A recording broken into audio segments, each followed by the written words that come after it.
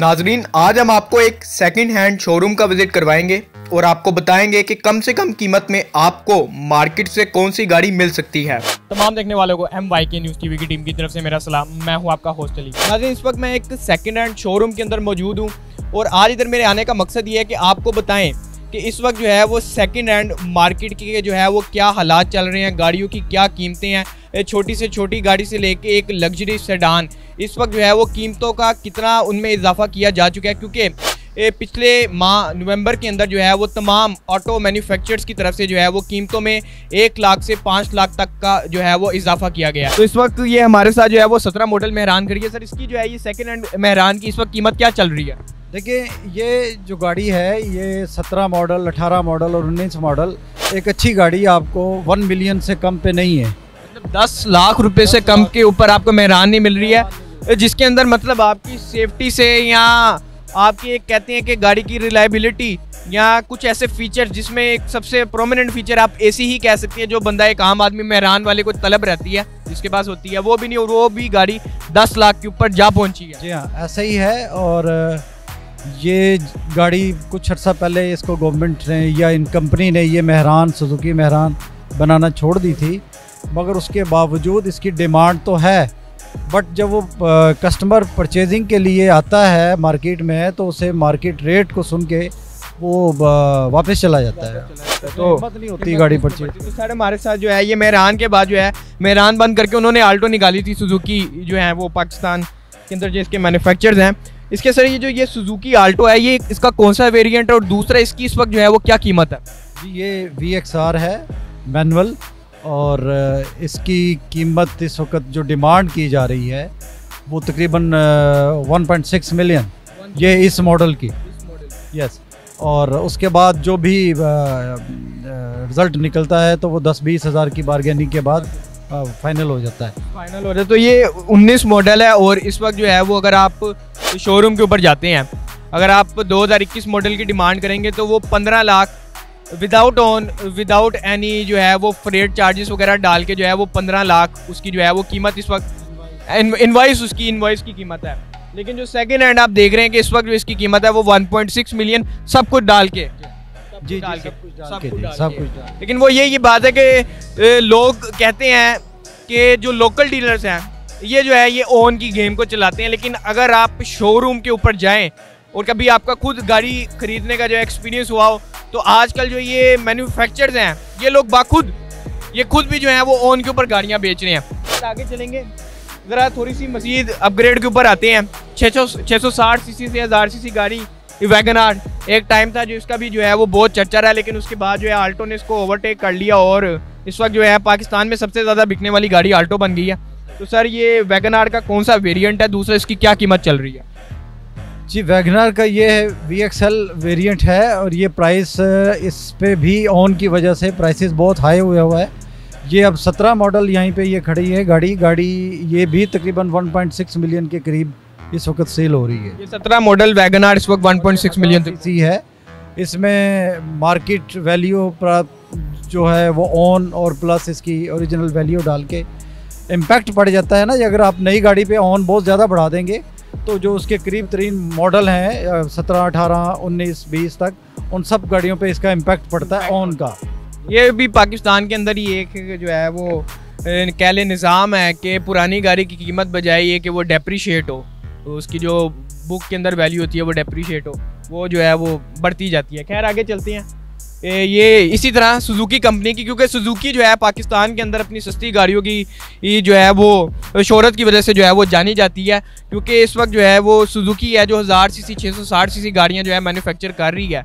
और बाकी जो नई कंपनीज भी आई हैं उनमें से चंद है जिन्होंने चाइनीज़ मेकर है, प्रिंसिपल या यूनाइटेड ब्रेवो, जिन्होंने जो है वो 800 सीसी गाड़ियाँ निकाली है। उसके अलावा बाकी तमाम जो मैन्युफैक्चरर्स हैं उन्होंने SUVs, तो सेडान्स, लग्जरी गाड़ियाँ जो निकाली हैं जो कि एक आम आदमी की पहुंच से जो है वो बाहर है।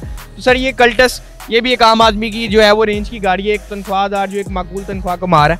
1000 सीसी गाड़ी, कौन सा वेरिएंट है, क्या कीमत है?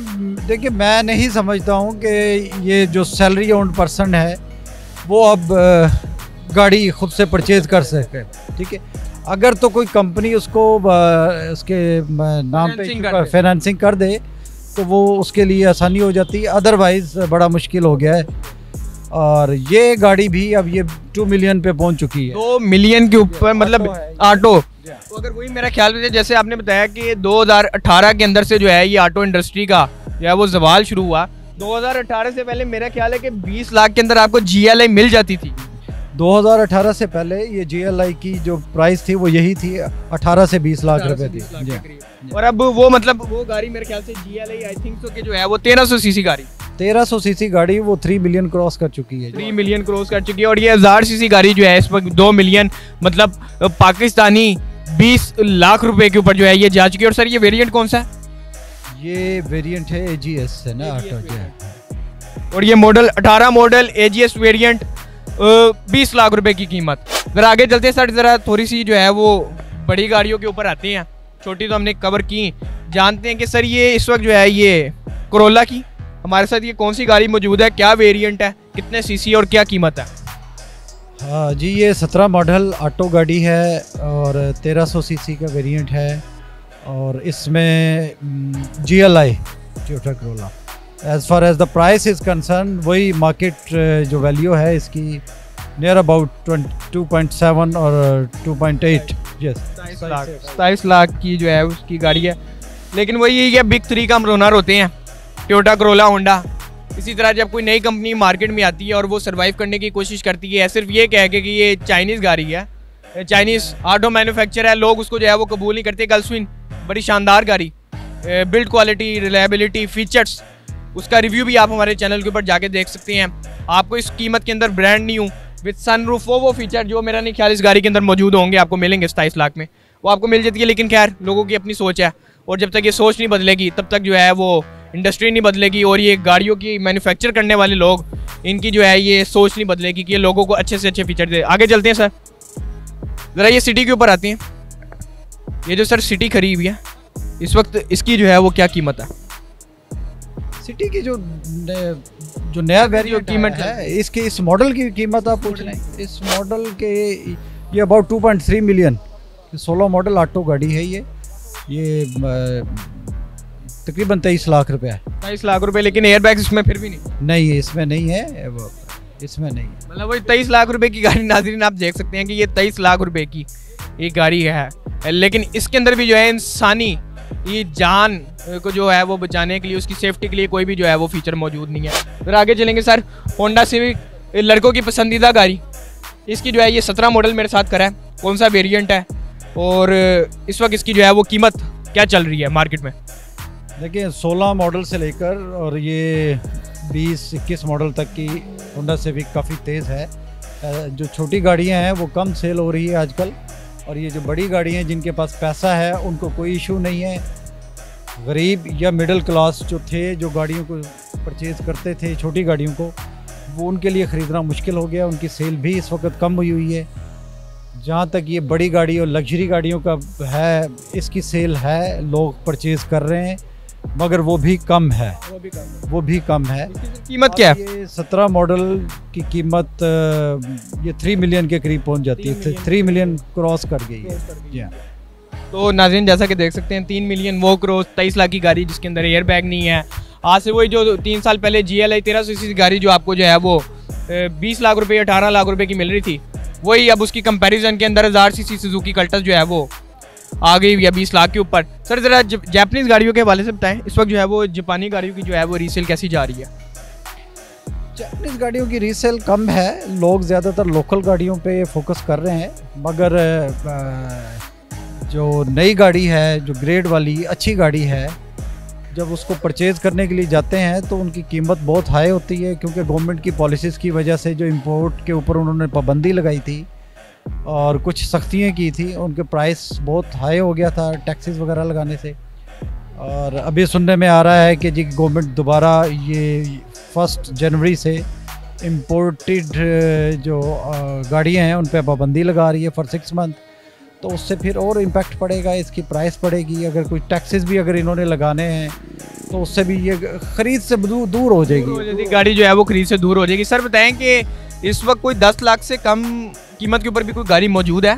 नहीं, इस वक्त कोई 10 लाख से कम पे नहीं है, गाड़ी मौजूद नहीं है।